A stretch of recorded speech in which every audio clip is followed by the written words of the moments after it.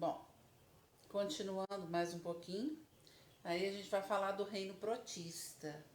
Então vamos pensar um pouquinho, tá? Os protistas são pequenos organismos que vivem em água, certo? Eles são seres que podem causar doenças. Algumas a gente conhece bem, ok? Por exemplo, quando a gente trabalha com a qualidade da água, principalmente em regiões delicadas, onde a água não é purificada, não existe tratamento, etc., eles podem causar muitos danos à nossa saúde, ok? Então vamos pensar. Normalmente a gente vê de vez em quando na reportagem falando sobre leishmaniose. Leishmaniose vem da leishmania, é um protozoário que pode usar o cachorro para ser o vetor para nos trazer a leishmaniose visceral. O gato, a toxoplasmose, também é o toxoplasma, que é um micro-organismo que vai nos causar doença, né? A gente tem malária, a gente tem mal de Chagas. Então, todas essas doenças são causadas por protozoários que fazem parte do reino protista. Então, às vezes a gente fala assim, é um micro-organismo que vive na água, mas se parasitar o nosso corpo, também vai nos causar doença. O mal de Chagas, se a gente lembrar direitinho a história, a gente vai ver que o mal de Chagas é provocado antigamente pela casa de barro que era feita, né? Aquela casa que tinha o barro no formato de um tijolinho e sempre tinha um buraquinho onde o barbeiro ficava. Então existem linhas de defesa, de teorias que dizem que esse barbeiro, se picar a pele da gente, vai trazer para nós o mal de Chagas. Hoje em dia existe uma linha que fala que se você tomar a cana-de-açúcar contaminada ou açaí contaminado, você pode ter Chagas. E tem cientistas que defendem que se você tiver contato com as fezes do barbeiro também você pode ter Chagas, né? Então a gente tem esse reino que é também importantíssimo. E nós temos também o reino Monera, que são das algas e bactérias. E a gente sempre discute a questão das algas, porque no meio científico não existe uma explicação se eu classifico a alga como animal ou como vegetal. Como algumas algas têm pigmentação, alguns cientistas defendem que ela poderia ser classificada como vegetal. E como elas têm capacidade de reprodução, algumas características básicas de animal, alguns cientistas dizem que elas são animais. Então a gente trabalha também no reino Monera com as bactérias que apresentam formas infectantes e que causam várias doenças muito sérias para o indivíduo. Então, por exemplo, sífilis, gonorreia, tuberculose. Essas são algumas doenças provocadas por bactérias, né? No caso da tuberculose, por exemplo, é um bacilo chamado bacilo de Koch.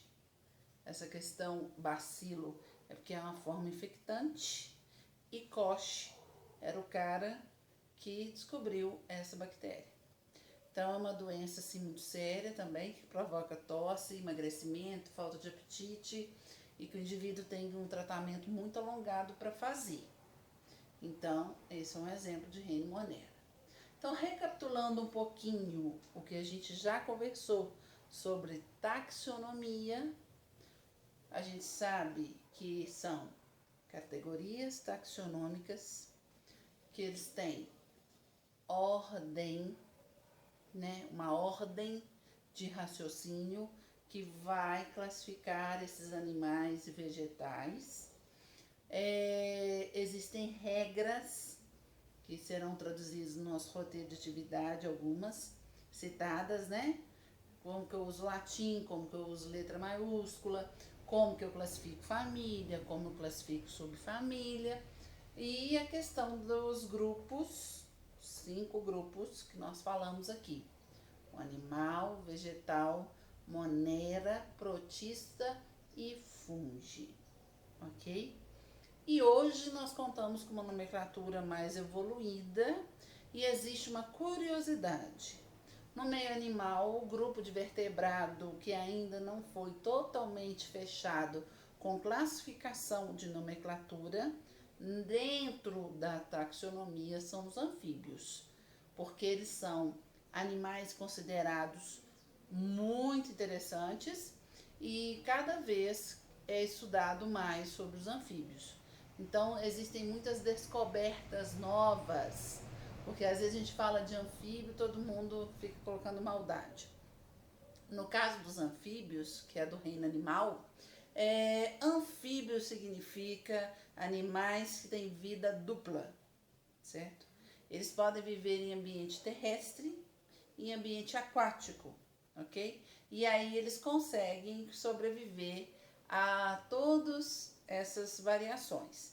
Mas como a gente tem na classificação a ordem Anura, onde você tem rã, sapos e pererecas, então existe uma curiosidade muito grande hoje em dia ainda sobre alguns do grupo das rãs e das pererecas. Então existem novas classificações.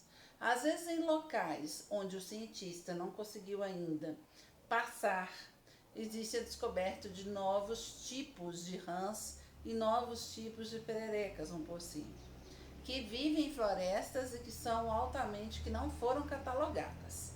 E aí vai fazer uma nova técnica de catalogar e classificar novamente, ok?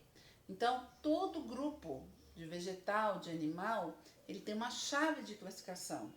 E o cientista ele tem que seguir aquela regra para ele classificar. Então, se eu falar aqui que Panthera onca é onça aqui, esse nome é para qualquer parte do mundo. E fica um pouco repetitivo na aula de taxonomia, que a gente fica falando o tempo inteiro, que Panthera é gênero com letra maiúscula e onca é espécie com letra minúscula.